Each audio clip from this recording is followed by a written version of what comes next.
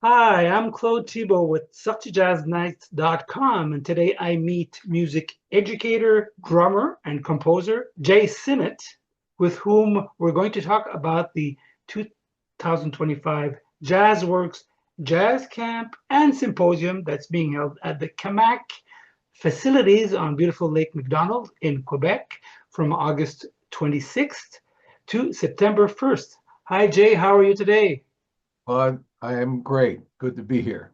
Great, looking good. So, what makes learning jazz at the JazzWorks Jazz Camp and Symposium so unique in your vision? Well, it's all about jazz Yeah, for of starters. course. I mean, the moment you get up to the moment you go to bed, it's all about jazz, either in Mhm. performance, either in teaching, either in casual discussion, over dinner, over lunch, over breakfast, the conversations. It's all jazz. And the beauty of this camp is that you're isolated. So you don't have the opportunities to have really any outside distractions outside of the fact if you want to go swimming in the lake. That's that's about the extent of the outside distraction. But that's one of the most impressive things about the camp for me is that the focus and the commitment and the dedication is all on jazz. And the second thing, the extraordinary amount of talent in one place.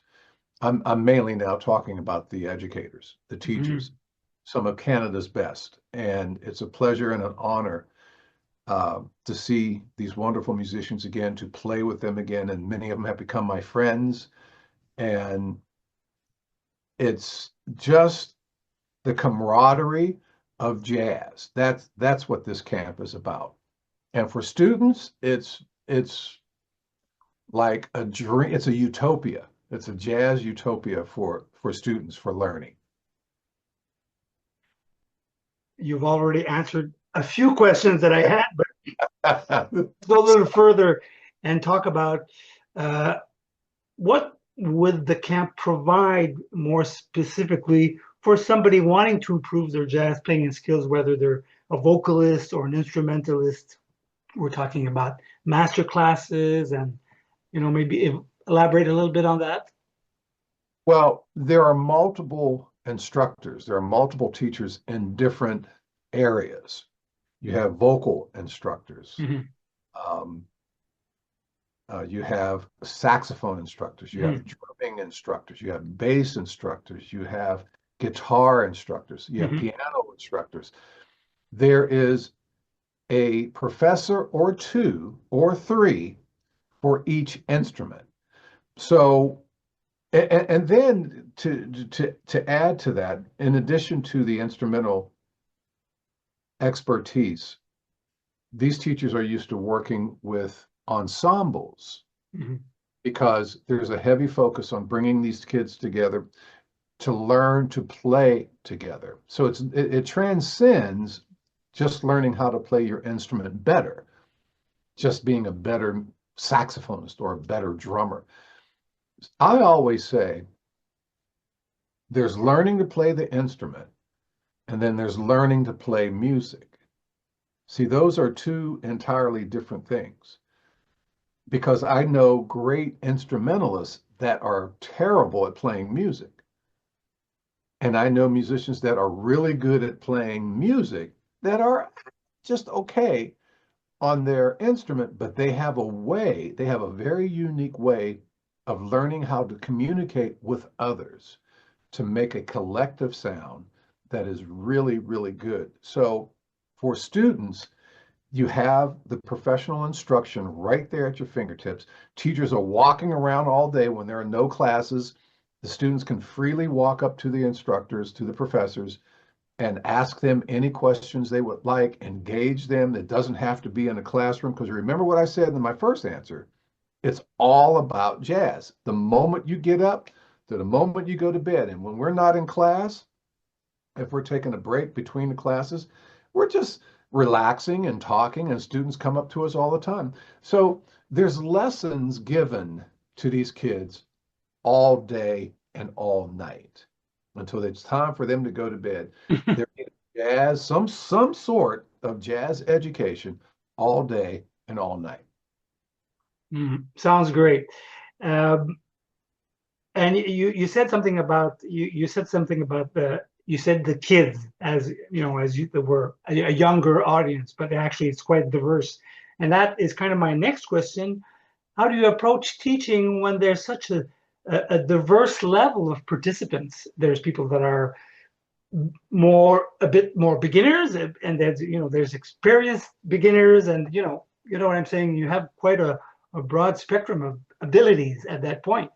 And you're right for bringing that up. You corrected me. I didn't mean to say kids because I've had students that were 70 years old. Yeah, right. So part of getting into the camp, there's an audition process. So you get the tapes, we listen to the tapes, and then we structure the ensembles around the abilities of the students. Now, student is a better word than kids, because student can apply to a 75-year-old or a 15-year-old. Okay, so for the students, we try to match the students' abilities in the combos, if you know what I mean. So Yeah. when we say, okay, well, this bass player here is on an intermediate level.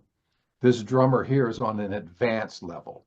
Yeah. So we keep the drummer out of that. If we have a drummer here that's on a beginner, intermediate level, we'll combine them with that bass player. If the saxophonist is advanced, we'll take him and put him over here with that advanced drummer. So piece by piece, we build these combos in a way, hopefully, and ideally, that once the combos are put together, however many there may be, the talent levels will coincide. They can parallel each musician in the combo. Because see, what you don't want to have is a student that's, let's say, a beginner student. They're kind of okay. They know their scales, but they struggle with improvisation. They struggle with some of the fundamental mechanics of playing music. They won't work well in an advanced combo. So we are very cognizant of aligning the students with other students that match their talent, if you know what I mean. Mm-hmm. I think it's very important to do that, and it's very necessary. And plus, it's less intimidating to the student. The teacher knows exactly what they're dealing with. And I think the students are more appreciative, because what you don't want to have is a student that's kind of a little bit above a beginner player, and then you have a kid that is super advanced in the same combo, because that's a breeding ground for frustration. So we try to align the talent levels and separate them into the combos that we think will be best fitted for them. Interesting. Uh, uh, when I was exchanging with Judy, who's the producer of the JazzWorks, she was telling me that there were a lot of vocalists this year and not as many instrumentalists. Maybe you're learning this as I'm telling you. And I was wondering, do you usually get, because of course you're a drummer, is there usually enough drummers? And does it always work out so you have a nice array of combos with all the instrumentalists? That's a good question. One year, I had to play drums in the combo. Oh, because we didn't have a drummer for my combo at that time. And of course, I don't mind, but I have to teach the ensemble and direct the kids, but also play. I would rather have a drummer there so I can teach and hear everything unaffected, because you tend to hear everything differently when you're actually playing versus standing in front and listening to them play. I have, as I understand it, this is their 30th anniversary of the camp, and they're bringing in kind of like an all-star student ensemble that they want me to lead and direct. And these are some of the better players, like Ethan, and I feel badly now. I forgot Ethan's last name. The piano player is just, he's a phenom. Uh, He's Ethan Iverson Iverson, maybe is that his family name? Allegra, something like that. Ethan. I'm sorry. My apologies for not I remembering his. actually know him because I have. His father's name is Kenny. Yes, And a little apartheid here. Every year we have a big party with our magazine, and he's a young man, a young pianist, is he not? he's like 16 years old. Yeah, he came and he jammed. So it's a Allegro, I think, or something like that. Yeah, Yeah, exactly. yeah, yeah. But he's a phenomenal piano player. Yes. And most kids aren't going to be on that level, right? He's just that one really, really super duper special kid. So we have to be careful how we align these kids up. So this kind of all-star student ensemble, Ethan will be a part of, and I will be directing that. And there is a drummer, so I don't have to play, and I can focus on teaching them writing and teaching them improvisation and all these things. But we try to, I think there's a pretty good number of instrumentalists there too. Mhm. And sometimes the combos, we have vocalists singing with the instrumental ensembles. That's obviously they have to have somebody to play with Mhm. to back them up. But I think the combo that I will have to work with is all instrumental. But I've seen the vocalists team up with instrumental ensembles. I've seen them just instrumental ensembles. Everybody at some point will have their chance to shine. Everyone, every student there will have, and teacher actually will have their moment to shine. Great. And what's your greatest satisfaction uh, in regards to involvement at the jazz camp? What's your personal reward in regards to what's going on there? Well, I love coming up there to Canada. I had never been to Canada before Mhm. my first jazz camp. I think this is my fourth or fifth year doing this. I think it's my fourth year doing this. Um, the first thing I was really struck by when I got to camp the first year was the level of talent with the teachers. Some of Canada's best musicians, Brian Dickinson, Kurt McDonald. I mean, such incredible, incredible players, and that were so insightful. But to have all of this talent in one little spot, right? Not all over Toronto, not all over Montreal, not all over Ottawa, just in this one little art center, all this extraordinary talent. So the things that I got most excited about was one, being around that level of talent, being able to teach and to perform with this level of talent, to meet new friends. And like I said, a lot of these musicians up there have become my friends. Adrian Vedatti, I love him, man. I mean, I just Mhm. love the guy personally and as a bass player. He is a phenomenal bass player. And I just so badly want to play with him more. I wish the laws were different in how, like, we as Americans can come to Canada and play with little problem, but that's not the case in reverse. Mhm. There are a lot of weird obstacles for Canadian musicians to come to the States to play. Unfortunately, I've tried and I'm still trying to do something about that. I've had conversations with congressmen down here, Bobby Scott, and a few other people. A lot of these people didn't even know that this was the issue here with this. So I don't know. I'm just doing my little part because I want to bring Ethan down here to play. I want to bring Adrian. I'd like to get Kurt McDonald down here, Brian Dick. I mean, there's just such amazing talent up there. And like I said, they've become my friends. And I just wish the political structure and the political atmosphere was different. And I think most Canadians know that, you know, our government is different than a big part of our populace, you know. You know, a lot of us don't feel the same way in terms of process and all these things. But that aside, I don't come up there with any political flavor or anything like that. I come up there to teach some music, to have a great time, to learn something from my perspective. I learn from them too, like I hope they learn from me. I'm talking about the teachers, right?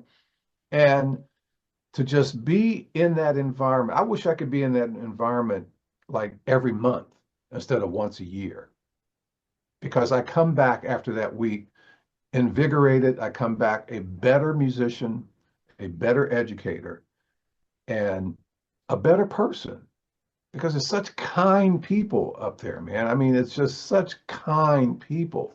Mm. Down here, we have so much tension now. There's so much conflict. There's so much division. There's so much.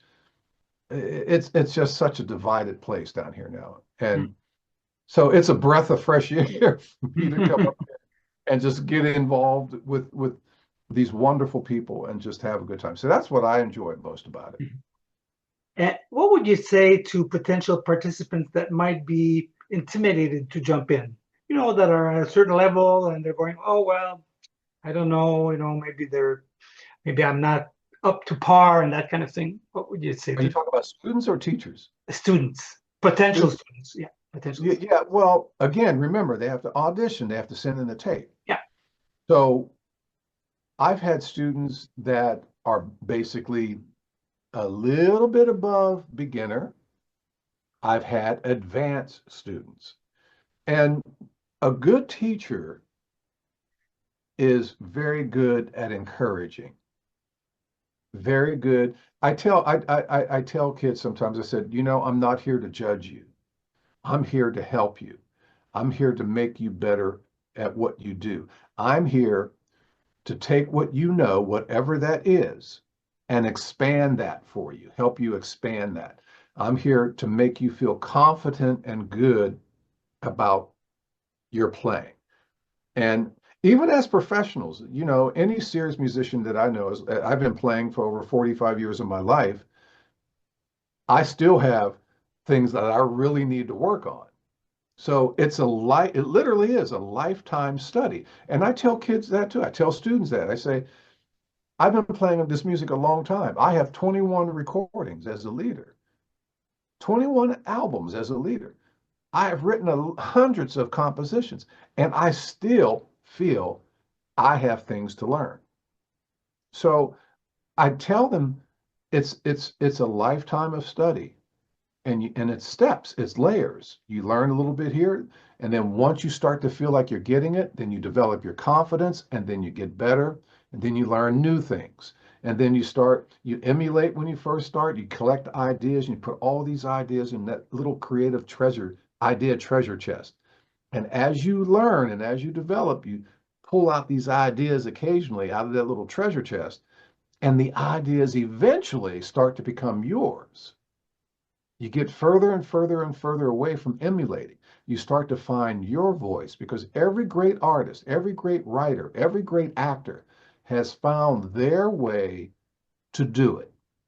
Whatever it is they're creating, they found their way to do it. How you do your interviews, it's your way. How I do my playing, how I do my writing, it's my way.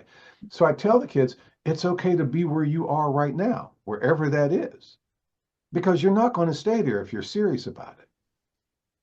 You're going to have ups and you're going to have downs, but you got to learn both of those situations will teach you something. So for the students that come in that feel a little insecure, a little intimidated, we try to let them know, or we don't try, we do. We let them know, hey, there's no judgment here. There's no judgment here. We're all going to have a good time, and we're all going to learn something, and you're going to be better once you leave this camp. That's all you need to worry about. You don't have to worry about being inadequate as a player. That's why you're coming to the camp, because you want to get better, right? That's what I tell them. That's what I tell Great. Let's talk a little bit about you. one question that I always like to ask musicians that I appreciate, and I know your music and I appreciate your career as well. What have you been listening to lately? If you have been listening to anything lately. I'm laughing because literally, I'm getting ready to do this Ozzy Osbourne tribute. Oh, wow. Ozzy Osbourne tribute band. We're going to be playing Black Sabbath.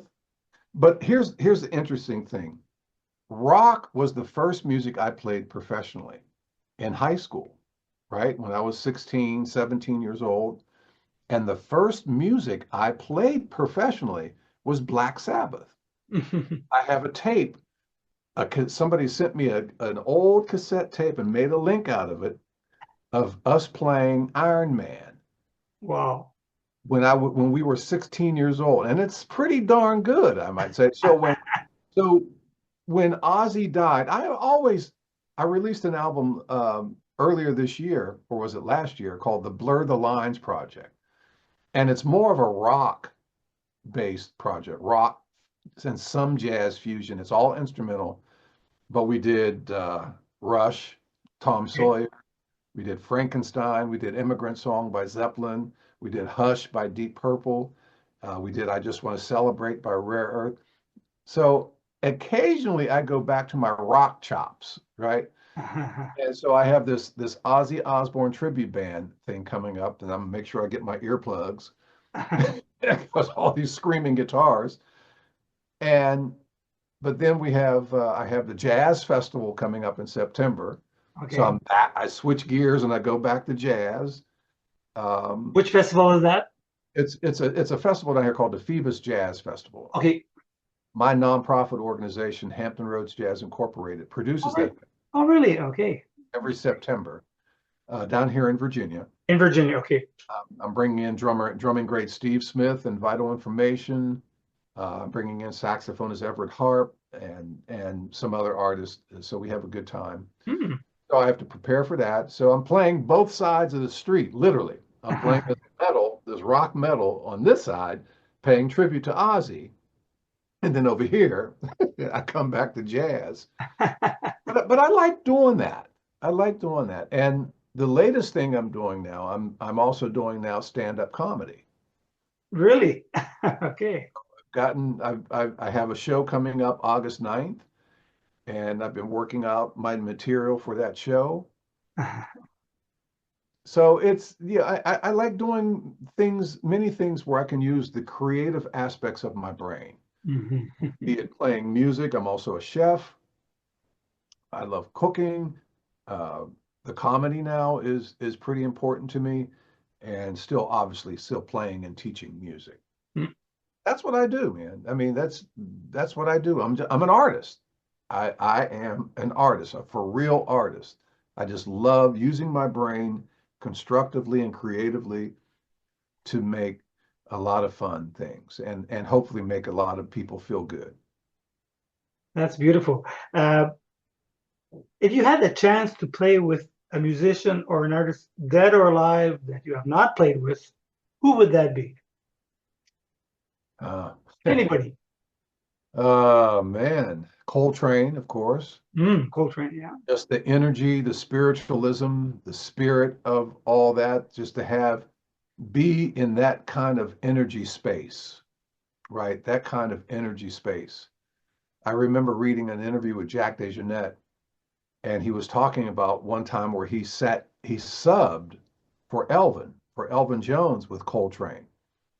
And he said after he played with Coltrane, he understood why Elvin had to play the way he did behind John Coltrane because of Coltrane's energy, his passion. So Coltrane would definitely be a person.